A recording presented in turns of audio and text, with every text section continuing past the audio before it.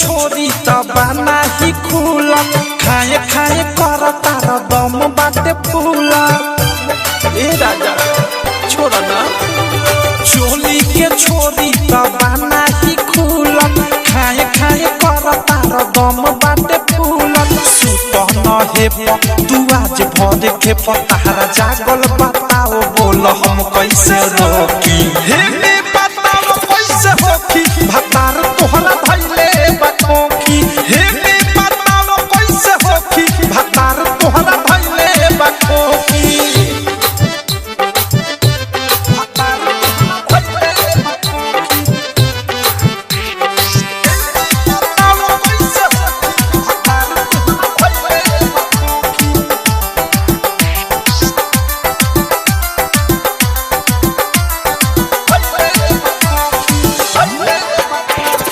राख के ध्यान परी पानी तहर बीबी लागता तोहरा के हो गइल टीवी।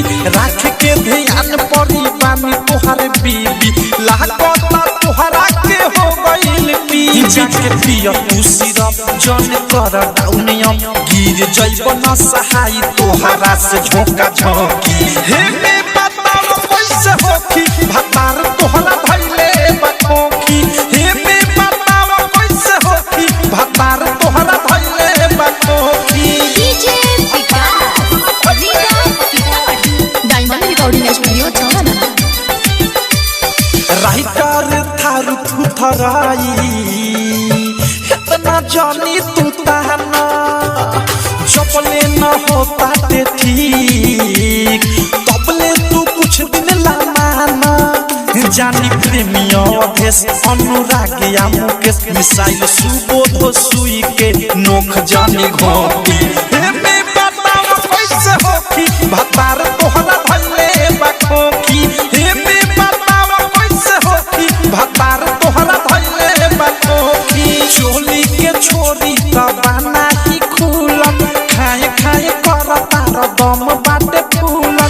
सुतन हे तू आज भर के पतारा जागल बताओ बोल हम कैसे रोकी हे बताओ कैसे होकी भतार तोहरा धैले बखोकी हे